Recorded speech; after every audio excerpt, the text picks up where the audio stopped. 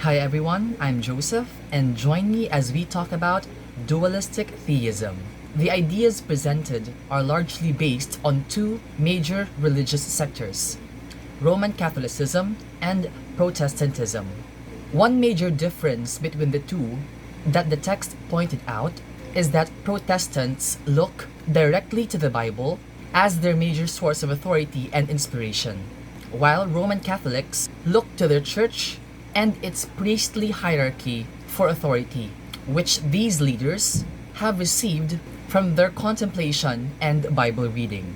In this instance, we can see how the difference is quite important because this greatly affects the perception, belief, lifestyle, and way of living of a certain individual. In the case of Protestants, referring directly to the Bible means you put your own interpretation of the sacred writings. You understand the writings along with your personal biases, your personal philosophy, your personal experiences, and all these things could affect your interpretation of the sacred text. On the other hand, Roman Catholics, although they can interpret the sacred texts on their own and give their own interpretation, they still adhere to the interpretation of their church and their clergy. The text wrote the word church with a capital C, which in religious perspective refers to the whole congregation. The text also pointed out that the interpretation that they receive from the clergy is also based on the clergy's own interpretation of the Bible.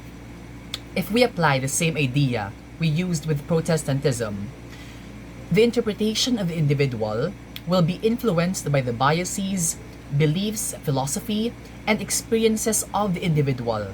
But before that, he or she or they receive an interpretation that has already been influenced by the biases, philosophy, and personal experiences of the clergy or of the priests. So, the essence of the sacred texts was interpreted in two different levels. I wanted to point this out because I believe that in relating this to education, the way we process information in a personal level is influenced by how the information reached us. What channels have the information gone through, and what refinement and changes have the information undergone before actually reaching the individual. Some information reach us more directly, like that of Protestants, while some information pass through certain channels, like that of the Roman Catholics. The greatest principle Protestants live by is recognizing God as the ultimate sovereign power. There are two major principles, namely the priesthood of all believers and the authority of the Bible. The concept of the priesthood of all believers means that each person has a direct access to God and may also serve as his neighbor's priest. The authority of the Bible establishes the need of each person to read and understand the Bible for himself as a guide to life. Relating this to education, anyone could be a priest, and looking through the perspective of religion, priests are considered teachers of the sacred texts. In a way, this suggests that we can all be educators to our neighbors. Anyone has the ability to teach his or her fellow. A quotation states, Protestants, first of all, are committed to education by virtue of their being Protestants. In order to read the Bible, to know the nature of their calling in the world, to understand better their relationship with men and God, the Protestant must search diligently, must develop his own capacities as far as possible, must seek to replace ignorance with knowledge and immaturity with maturity. If we try to read between the lines, the quotation speaks of the process of becoming an educator, a teacher. Before one can effectively perform his or her or their duty as an educator, one must first search diligently or study extensively, absorb and amass as much knowledge as we can, develop his or her or their own capabilities as far as possible, or enhance one's teaching ability, and reaching the fullest potential of these abilities, must seek to replace ignorance with knowledge. We must be equipped with the intellect and academic knowledge in reaching the goal of educating the learners, and replace immaturity with maturity to develop techniques, habits, practices, and a lifestyle that are required to facilitate learning. Now, the question is, why do we need to do this? Well, let's go back to the first line of the quotation and replace Protestants with educators, and we have educators, first of all, are committed to education by virtue of their being educators. And that is such a beautiful concept to live by as future educators. Now, Roman Catholicism adheres with the educational philosophy called Neo-Thomism after its developer Saint Thomas Aquinas. The philosophy was developed from Christian tradition and Aristotelian thought. It was a combination of Christian beliefs with Aristotelian logic. The application of Aristotelian teachings to the tenets of traditional Christianity switched the mainstream of Christianity from idealistic to dualistic. The present-day Neo-Thomism keep it consistent with the ideas of St. Thomas while simultaneously striving to make it compatible with modern science and by giving greater emphasis to the social dimensions of human living. So despite the idea beginning to exist in the 13th century, the present-day concepts have adapted to the context of the present time. The essence of the philosophy of Aquinas was carried through generations and have adjusted based on the context of the time without necessarily compromising the very essence of the philosophy it had since the beginning. Theism believes that God has created us with a material body and an immortal soul. Thus, the term dualistic theism because of the dual components we were bestowed with. We were also given divine grace, which suggests that we were destined to have supernatural endings, that we were destined to unify with God, and that humans were given gifts and grace that will enable us to attain such immortality through faith and works. The sin of Adam and Eve in the Garden of Eden has resulted to the loss of our supernature as human beings, thus depriving us of our supernatural lives. It is believed that through the church, we can restore that lost supernatural life. It is the responsibility of the church to guide the people back to our supernatural states. It was through the death and resurrection of Christ that people have regained the potential to be supernatural again. And it is the goal of Neo-Thomism to reunite human beings with the Lord Almighty. In the 1960s, the Roman Catholic Church made some changes such as creating liturgy that would allow worshiping Catholics that take the role of spectators of priestly activities into participants. Now, relating this to education, the system has shifted from teacher-centered and became student-centered that opened the opportunity for students to become active participants in the whole learning process. Another change initiated was reciting Mass in the language of the people. As educators, we make sure that we teach our lessons in a language that our learners better understand. And right now, we take this literally and figuratively. Figuratively in the sense that we make sure that the lessons we present are understandable, digestible, and comprehensible. Literally in the sense that there are times when we need to take a multilingual approach, namely English, Filipino, and the mother tongue or the local language of the place. Catholicism has attempted to meet modern human needs without modifying its basic creed or structure. The systems may have changed through time in order to cater to the needs of the learners, but the essence of education, of acquiring knowledge to reach a certain goal, still remains unchanged. Now let's talk about what is the nature of reality from the perspective of dualistic theism. Now, for dualistic theists, God is still the supreme being, the creator of all things.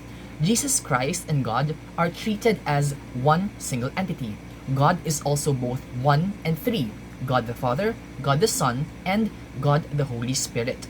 So God is never changing. He is considered omniscient or having infinite awareness, understanding, and insight. He is omnipotent, having unlimited authority, and omnipresent or existing in all times, existing throughout all generations. Dualistic theists recognize the existence of a number of discontinuities or antinomies or contradiction between two apparently equal valid principles, such as eternity and measured time, church and state, spiritual religion and social morals, divine grace and nature, faith and works, freedom and responsibility. These are overcome by forming syntheses out of them. These syntheses consist of combinations of opposites, but not of emergent concepts. So it is necessary to affirm both of them and unify them so that they coexist in a harmony that overcomes contrasts and oppositions without destroying either of the two complementary values or dissolving them both into a lifeless mix. So it is important to note that the synthesis of these dualistic components always boil down to both being able to coexist in harmony. Although there are conflicting aspects of each perspective or of each respective principle, there is still a possibility for the both of them to coexist. For Aristotle, a thing came into being through the union of its form, which is actuality, and matter, which is called potentiality. St. Thomas was more interested in the fact that things exist than in what they are. Whereas actuality for Aristotle was form, for St. Thomas, it was existence. So St. Thomas gives premium to the physical and the material over the spiritual or essence of something. However, we can still see the presence of dualism in the sense that although he prefers the material over the essence, he does not dismiss the fact that both exist, and both coexist to form the existence of that thing. So God and being are one and the same, but God is also the ultimate union of whatness or the essence and isness or the existence. When essence and existence come together, there results what we call the being. Here we can see the concept of dichotomy, which is quite similar to the concept of dualism, the essence which is the intangible component and the existence which is the tangible or physical component of the being. Although these have contradictory elements, these are prerequisites in the existence of the being. So St. Thomas demoted essence to the principles of potentiality and promoted existence to the principle of actuality. It is also quite fitting and logical because potentiality is defined as the ability to develop or come into existence, and a person's essence greatly influences his or her or their existence. The characteristics we have right now were once just potentialities that were developed from our essence as human beings. Our characteristic of being honest can be traced from the essence of truthfulness of humanity. The characteristic of being romantic, caring, and passionate can be traced from the essence of love that is inherent to human beings. Our characteristic of being kind and good to others can be traced from the essence of goodness inherent to human beings. On the other hand, actuality is defined as the quality of being real. Thus, it is closely relatable to the concept of existence, of existing, of having material and physical qualities. So to conclude this specific topic, for dualistic theism, the nature of reality is that it is composed of spirit, soul, immortality, that all fall under essence, and form, matter, physicality, materialistic, that all fall under existence. The dichotomy of essence and existence. Now let's proceed to the nature of human motivation from the perspective of dualistic theism. So dualistic theism assumes that people are rational animals but ascribes to them immortal souls. Their purpose is theological in nature. A human being is an animal endowed with reason, a sinful, wounded creature called to divine life and the freedom of grace, and a free individual in intimate relation with God. Here we can see the purpose of living is for humans to be shaped and developed and be led on a path leading towards communion with God. Humans need help and assistance in shaping a life appropriate and worthy of communing with God. So a person is a fusion of material, mental, and spiritual reality. So people are bad active animals in which soul, mind, and body are united as one. The bad active assumption has many interpretations, but there are two distinctly different positions in regard to the nature of badness. The most extreme position is total depravity by John Calvin and the Puritans. This position argues that people are wholly under the power of sin and utterly unable, without the interposition of sovereign grace, to do anything that is good. Roman Catholicism and Protestantism, on the other hand, think that with the fall of Adam, people lost their godlike supernature, but we still have a human nature to begin with. And this human nature is blessed with a goodness of intent that vies with the original sin for the control of the moral life of each person. Here, we can see the great distinction of how human beings are being viewed. The first one can be somewhat too extreme because human beings are seen as inherently evil, and the only way we can do good is through the intervention of sovereign grace. Upon reading this section of the text, I wondered why the term animal was used to describe human beings. And after reading this concept, maybe the reason why the term animal was used was because it was connected to the real nature of being an animal. Presently, we see dogs, cats, birds, and many more types of animals being regarded as pets because they are friendly, approachable, and tend to reciprocate the affection we give them, especially dogs. But if we think about it, if we look back to the nature, to the true nature of animals, they were originally wild and undomesticated. Wild and undomesticated animals can be seen as evil or bad because they have the tendency to snap, bite, hiss, growl, bark at, hurt, or injure a human being that animal is not familiar with.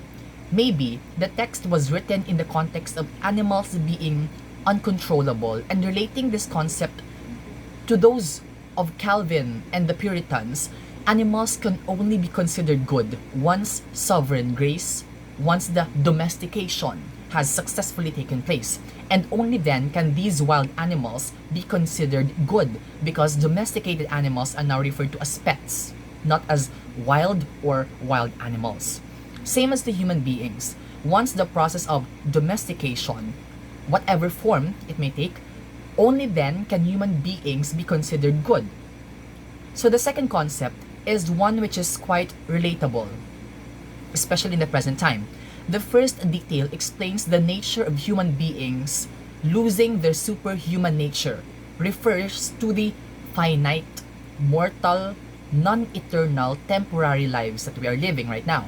The second concept refers to the goodness of intent that vies with the original sin for the control of moral life of each person, which could refer to the free will of the individual. A person has the choice to do good or bad. Do good, and this may be motivated by the goodness of intent. Do bad, and this may be motivated by the original sin. So every individual has not only an animal dimension, but also a self-contained center of intelligence and freedom that is destined never to be destroyed. So in this specific passage, we can see another interpretation why humans are being referred to as animals. The animal aspect refers to the physical or material aspect, the physical and material component or existence of human beings. The center of intelligence and freedom, which are both immaterial and non-physical, may be attributed to the essence aspect of a human being. We also see here the concept of dualism or dichotomy, the physical and immaterial, the existence and the essence, the actuality and the potentiality. Next, people are rational creatures and body-soul units, have the power of understanding and free will. Now, although understanding and free will are not necessarily a dichotomy, I would like to point out the importance of the coexistence of both ideas. Why? Because in order for you to effectively exercise your free will, you will need the ability to fully understand or comprehend the situation before making an informed choice. On the other hand, informed choices are only possible if we have the ability and the capability to understand in multiple levels the situation we are in. So, both are essential to living a meaningful life. Their final end is happiness to be achieved only by union with God. It is the dual capacity of thought and freedom that makes people human. All persons are capable of free choice, but the actual fullness of their freedom is a mark of maturity developed only by time and effort. So in this part, we can see that the direct relationship between the capability of a person to making choices and the influence of a person's understanding on the choices a person makes. The maturity of a person can be attributed to the level of understanding he, she, or they have. For example, a child's understanding of the world can determine the level of maturity the child has, compared to how a 50-year-old person understands and looks at the world is a testament to the level of maturity that the person has. Although it is not explicitly stated, the depth of understanding of the world a person has corresponds to the level of maturity of the person. Newborn babies, having inborn weaknesses of human nature, have been temporarily deprived of supernatural life. However, they are not depraved or corrupt or evil. So, through faith and works, they may achieve a supernatural life for themselves. Yet, from birth, their fallen, bad, active, substantive minds continue active until they are curbed. Now, babies are in possession of human nature, and although the aspects of human nature are considered weaknesses, these are not considered inherently evil. However, to attain the supernatural life and life that is rid of evil, the baby must grow and be raised into ways of faith in order for these weaknesses to be curbed and achieve the ultimate goal of uniting with God. In conclusion for this specific topic, the nature of human motivation in the perspective of dualistic theism is that the upbringing of a person is heavily influenced by their free will and understanding. It is essential that these two aspects are properly developed, as these two will greatly influence the decisions that a person makes. And whether these decisions are good or bad, whether these decisions will help him, her, or them achieve the ultimate goal of uniting with God will greatly depend on the person's level of understanding and how this understanding will influence the person's free will. We have the freedom to choose, and this freedom is influenced by how we understand the things around us. Now let us take a look at the nature and source of truth and knowledge from the perspective of dualistic theism. Truth for theistic supernaturalists is the apprehension of a reality that is permanent, universal, and absolute. Truth is considered to be conformity of thoughts to things as they eternally are, their essence or reality. Truth is something that is universal and is acknowledged as the truth. They are eternal or never changing. Reality is what exists independent of the mind, and knowledge is a value in itself and an end in itself. We already have encountered this line that reality is what exists independent of the mind, that no matter how we convince our minds that the sun is a planet, reality and fact will remain that the sun is a star.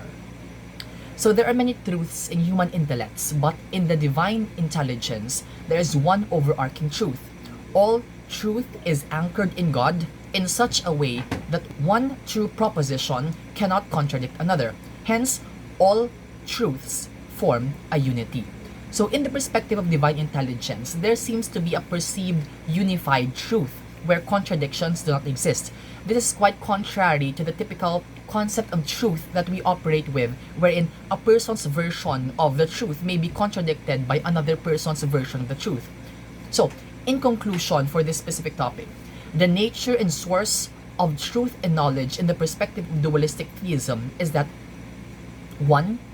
There is what we refer to as reality, which is eternally true and exists independently of the mind. And we also have the truth from the perspective of divine intelligence that tends to bend towards the creation of a unified truth, because in God, contradictions do not exist. God may have diversity in terms of creation, but God remains as the truth, and God cannot be contradicted. Both truths have the eternal aspect, but they tend to differ in the sense that reality takes into consideration the existence and actuality of things, but the truth in divine intelligence banks on the non-contradictory truth presented by God, touching more on the essence, the whatness of truth and knowledge. Now let's take a look at the sources of truth. So the three recognized sources of truth are revelation, self-evident intuition, and science. Revelation is the highest source of truth known to man, which is based on faith and the conviction that the revealed truth comes from God, and God has entered human history and is actively engaged in shaping events. So this truth is considered highest because it is the one closest to the Supreme Being, given that the whole perspective of dualistic theism hinges upon faith and religion. So then it is no doubt that the revelation takes the highest spot. However, one concern that I personally have with the concept is that when we talk about truth, there are certain individuals that might not adhere with faith or religion, but still believe in a certain truth. Is their truth any different than the revelation? Which truth is higher? Are the two truths even comparable, since they function in two different contexts, that is, religious and non-religious? So self-evident truth is immediately apprehended by intellects. It is understood by the minds. Self-evident truth need not to be tested in action. Any first principle not gained by revelation must be gained through intuition. Such principles are truth grasped for the sake of truth. Now, in the case of this principle, it relies on the minds of the individuals, not more so on the faith and belief of the individual. From the name self-evident, it relies on the understanding and mental faculties of the individual and does not necessarily need validation or testing, since it is truth readily understood by the mind. No questions are being raised when faced with this type of truth. Scientific truth is synthetic. It requires checkable evidence to support it, and it is not a source of ultimate truth. So scientific truth is synthetic. One definition of synthetic is fabricated to imitate or replace realities. This can be related to the realities that we perceive in our mental faculties. There are certain instances that these experiences and instances are being replicated in the material world, and such replication requires validation in order to prove its truthfulness. Evidence is needed to support these types of truths. Because it is found in the physical world, the mind does not necessarily automatically understand this specific truth, unlike intuition in self-evident truth. The eternal verities, namely truth, goodness, and beauty, are available through revelation, intuition, and logical reasoning, but they are not necessarily either available or validated through scientific investigation. The eternal verities mentioned are concepts that are perceivable by the mind but not necessarily measurable. Beauty can be appreciated visually. Some people are even hailed as the top 100 most handsome and beautiful faces in the world. Yet, the standard by which beauty is judged is more subjective rather than objective. People might adhere to the golden ratio as a measurement of the perfect proportion present in a human's face, but at the end of the day, physical beauty is still judged based on the overall appeal of the holistic appearance and not with the use of measures and scales. Same with the concept of truth and goodness. We have justice that seems to forward what is morally good, but goodness is not necessarily measurable. Goodness can be bent based on the perspective of who is judging. A good deed may seem bad, and bad deeds may be deemed as good under certain circumstances or conditions. Goodness has become relative. In terms of truth, it cannot be quantified or measured. The truthfulness of an idea will still depend on how a person perceives truth, on how a person understands truth. Therefore, there is no single means of measuring the truthfulness of something. To conclude this section of the text, we have been presented with the various sources of truth, the different ways that the truth can be achieved, and the different factors that may influence the way we understand the truth. We have talked about how the different levels of truth can vary in terms of interpretation and the possibility of factors external of the human mind that can affect how these truths are being perceived and how these truths are being understood. Now let's take a look at the means of achieving the truth from the perspective of dualistic theism. So there are two orders of gaining supernatural knowledge, faith and reason, and there are two types of knowledge, bodily sensory experience and intelligence. Faith is believing all that God has revealed because He has revealed it. Since God is considered as the supreme being, not worthy of contradiction, His version of the truth, all of the knowledge coming from Him, is considered true. That is what the idea of faith is, believing in the higher supreme being, ipso facto, Him being God. Through reason, a human mind can work its way to absolute truth or a prior knowledge. So, God is accessible through both faith and reason. Reason can show that the mysteries of Christian doctrine are plausible or reasonable. Christian thought finds perfect, absolute unity in the source of the universe, but not the universe itself. Through deductive reasoning from the knowledge supplied by faith, people can achieve indirect or a posteriori or subsequent knowledge. So in the case of reason, much of the knowledge is gained subsequently after questioning, searching for knowledge is done. So it is not directly given and considered truth, unlike in the case of faith where all religious people take knowledge from God as truth. The aspect of reason is quite similar to scientific truth, wherein there is a constant search for the truth that may sometimes entail research, proving, and validating. So there's a difference in nature between the senses and the intellect, but both are a means of achieving truth. Whereas senses are biologically centered, the intellect, in essence, is spiritual. Through our senses, we know particulars. Through our intellects, we grasp universals and compare particulars by relating the one with the other. So with the use of our senses, we're able to gain one classification of natural knowledge, which is the bodily sensory experience. We can inject the concept of empiricism, which is learning through sensing or learning through experiencing.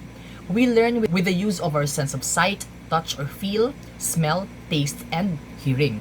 On the other hand, intellect allows us to deal with universals, reason, idea, concepts that do not take physical forms, and more often than not resides inside our minds or mental faculties. So Maritain recognizes two basically different states of intelligences, natural intelligence and intellectual virtues. So natural intelligence operates at the level of universal knowledge, while intellectual virtues consist of intelligence that is scientifically formed and equipped. The arts, the sciences, and wisdom are some of the examples. So even up to this point, we can see the concept of dualism, wherein the state of intelligence is that of existing in reality and not existing in reality. So dualism. In the end, when it comes to the means of achieving the truth, we are again confronted with the truth that takes physical form and a truth that takes a non-physical form. We can either use our intellect and reasoning in achieving the truth, or we could also experience the truth for ourselves with the help of our senses. Now we move on to the tests for truth. So the test for revealed truth is divine inspiration. The church, through the Pope or the Bible, tells the people what is true, and the people have little or no desire to check it. So we can notice how this type of following is heavily based on the strength of your faith as an individual. A person who is very religious would not even think about questioning members of the clergy, let alone the Bible itself, because his or her or their faith is already enough to vouch for the truthfulness of the sacred texts or the interpretation of the clergy. On the other hand, the test for scientific truth is a statement's correspondence to pre-existing natural laws. If a certain truth agrees with the existing universal truth, then it would be interpreted as truth. However, if a certain truth contradicts with the concepts of natural laws, then people will start to question the truthfulness of such idea or concept. And this is where we can see the difference between the two tests. The divine inspiration has made the revealed truth unquestionable by using the essence of the Supreme Being as the creator of all, including truth and knowledge. And as the Supreme Being is unquestionable, his versions of the truth are unquestionable. Now let's take a look at the nature and source of human values from the point of view of dualistic theism. So certain absolute values have been revealed to people by God. Thus, their essence is in no way contingent or dependent on the variations of culture, custom, or local practice. So these values are interpreted by the priesthood, God's earthly intermediates. So values are sourced from God, and they are bestowed upon us to the assistance of the clergy or the priests. However, one concern that I have would be the possibility of changing the meaning of values as it is being passed down upon from the priesthood or the clergy. Although we acknowledge the universality and the unchanging nature of values, there are factors that may affect how the priesthood transmits, and there are factors that may influence how the people receive such interpretation of the value systems. So the primary aim of education is the formation of a moral life and its accompanying virtues and values in such a way as to develop a faithful relationship with God. So the main goal of education in the perspective of dualistic theism is to be brought up and grow up in a manner in which it is fitting and appropriate to commune with God. And achieving this goal would require the person to embody and instill in his or her or their mind the universal values and virtues taught by the clergy that originally came from God. So it is the obligation of schools and colleges not only to enlighten students on moral matters, but also to allow them to receive full religious education. So the goal of this religious education is for the students to know what path to take if one wants to achieve the ultimate goal of communing with God. However, in the point of view of non-believers, values and virtues may come from other sources other than the Supreme Being. Thus, is the ultimate goal really to commune with the Supreme Being? Or is embodying virtues and values and living a good life already an ultimate goal as well? So at this point, please forgive me if I will be limiting my explanations with respect to the time limit given to the discussion. So moving on, let's proceed to the doctrine of the original sin. So dualistic theists still take into consideration the doctrine of the original sin. So although the Calvinists still forward that humans are born depraved, Roman Catholics forward the potential good that is found in every person, that despite the potential for evil brought by the original sin, human beings are still able to find the goodness within themselves. The original sin is considered a moral disorder because it alienates people from God. Because of the original sin, human beings are no longer able to retain their supernature, their direct connection with God. In order to counter the potential evil that is associated with the original sin, the Church has created the various sacraments such as baptism that admits the person to the Christian community, penance and confession for the repentance and forgiveness of sin, and the Holy Sacrament or the Holy Eucharist for self-reflection and to have a better understanding of the Word of God, and many more other sacraments. Now let's proceed to the hierarchy of values. The 5 values presented were knowledge, charity, wisdom, speculative intellect, and practical intellect. So knowledge is already self-explanatory, knowing about everything around us. Charity, referring to our ability to embrace everyone around us. Wisdom, which creates order and unity in the mind. Speculative intellect, which knows for the sake of knowing, of learning, of amassing knowledge. And finally, practical intellect, which knows for the sake of action, the value of learning and using what you have learned to create a good impact on the people around us. Now let's talk about the levels of contemplation. So contemplation is the process of having an intellectual grasp of reality. According to theism, it has 3 levels. First, a natural inward activity of the mind that creates a disposition of creativity. The second is prayerful study of the divine matters. And the third is prayer in the purest sense. These levels of contemplation all lead to the awareness of the presence of God. In the perspective of dualistic theists, awareness of the presence of God can grant a person grace, which can enhance the natural powers of intelligence and will. The dualism of nature and grace, existence and importance of essence, still prevails even in this discussion. Next, we have the purpose of education in the perspective of dualistic theism. Dualistic theists believe that the aim of education is to cooperate with the divine grace in forming the true and perfect Christian. Education should develop supernatural persons who judge, think, and act rightly. The purpose is the propagation of faith and salvation of souls. So this might seem as a very heavy purpose and responsibility, but if you look at the deeper meaning of this purpose, it is allowing the individual to grow and develop in the ways of Christianity. It is through treading the right path that one develops the characters fitting to be reunited with God, and with that reunion, we achieve salvation. An educated person is a mature thinker who works with others and travels toward God. True education aims at the formation of the human person to his ultimate goal, with respect to the good of those societies to which the individual belongs to. Education should help the person achieve eternal salvation. The twofold purpose of education is the development of a true interior life, whose most important element is familiarity with God, and the development of the capacity for contributing to the welfare of others, particularly through one's work or action.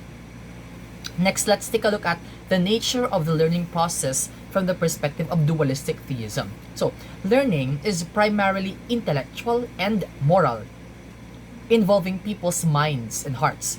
The mind has its own muscles, such as memory, will, reason, and perseverance. And these muscles can be enhanced and developed by exercising them. Hence, learning is strengthening or disciplining the faculties of the mind.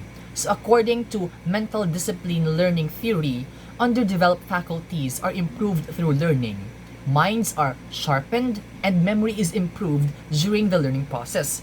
And learning becomes a product of mental discipline. Just as discipline is needed if we want to build a healthy lifestyle, which entails resisting processed food, fast food, food with unhealthy fats and cholesterol, etc., mental discipline also has its own practices. For dualistic theists, learning is a process of corrective disciplining of wills, intellects, and bodies. We have heard of the saying, practice makes perfect, but a better version would be consistent, correct practice gains significant improvement. We need to bear in mind that exercising the mental faculties is futile if the manner of exercising is incorrect or inappropriate. So according to Aristotle, all teaching and learning are constituted out of pre-existing knowledge. There is no innate ideas. One has to learn something in the beginning before that knowledge can be developed and widened. Learning has a sensory beginning, but an intellectual end. Just like how children use their senses, learning involves sensorial experiences, but once that sensorial stage has been completed, knowledge stored in our mental faculties are then developed and improved within the mind after it has been processed. So the mind is able to create new concepts from older concepts through abstracting. The mind has the ability to deduce and verify information even without the need for re-experiencing using the senses. So concepts are abstracted universals, and we can utilize them in both judgments and deductions. A universal is any trait or relationship that we can characterize in more than one particular instance. To abstract is to understand mentally the nature and value of something apart from all of its material and individual conditions. So theists emphasize that the gaining of knowledge should not result in the destruction of the past knowledge. We should treat these new information as supplemental. We must remain organic and be receptive to change. Just as we shifted from a geocentric point of view, thinking that the Earth was the center of the universe, we should also accept the fact that the Earth is indeed not flat. No, changes will continue to occur, and we should supplement existing knowledge if we deem it necessary.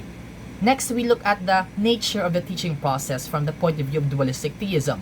So the primary aim of theistic teachers is to move children and the youth from their deprived natural state toward a divine, supernatural one. A theistic teacher combines harmoniously the contributions of religious faith and educational philosophy to communicate wisdom and integrate cultural knowledge. So the exercise of the mental faculties is the top priority in the teaching process of theists. Hence, the value of science, arts, and many more disciplines is the training effect these have on the minds of the students. In teaching, adults lead children from what they know towards what they do not know. The goal is to allow the students to have a grasp of the matters or concepts that they do not understand before. Catechetical drill in the form of questions and their correct answers is often used for training of the intrinsic powers and to promote an awareness of God's presence. So to contemplate means to see and enjoy seeing. Education in its finest and highest achievements tends to develop the contemplative capacities of human minds. Effective education teaches students in a manner that the learning process becomes enjoyable for the students. So teachers can lead learners from the known to the unknown by rational discourse. We need to allow the students to engage in dialogues and constant questioning, because it is through questioning that they develop the initiative to self-discover and bring themselves from the known to the unknown. In theistic perspective, premium is given to the development of the mental faculty of the students. Finally, we proceed to the subject matter emphasis of dualistic theism. So dualistic theists believe that the religious values should permeate all parts of the curriculum. Christian liberal education deals with knowledge that is appropriate to natural intelligence. It is education for freedom. The aim is to develop the capacity to think correctly and to enjoy truth and beauty. It is always consistent that the development of the mental faculties of a person is of utmost importance, because it is the mental faculties that will allow the person to commune with God in the end. The objective of liberal education is to allow the minds of the youth to grasp truth and beauty using the powers and gifts of their minds. This way, they develop the initiative to veer away from what they already know to explore on their own the vast universe of knowledge waiting to be discovered and learned. So the purpose of education is not merely to teach, but to let students understand the reality around them, and that the reality is always related to God. The function of science is to organize observations methodically and systematically so that the properties of things can lead us to an understanding of their inner Aristotelian essences. Science is a new method of understanding the inner whatness of the universe. So in summary, dualistic theism forwards a type of education that puts premium to the development of the mind to reach the ultimate goal of uniting with God, through which we live our lives with actions, decisions, and thoughts motivated by goodness. To end this discussion, allow me to share a quote that my Assumption education has imprinted on me that inspired my teaching career. Education is allowing the good in every person to break through the rock that imprisons it and bring it into the light where it could blossom and shed its radiance. Wise words from Saint Marie Eugenie of Jesus. Thank you everyone for listening, and I hope you enjoyed our discussion. Thank you.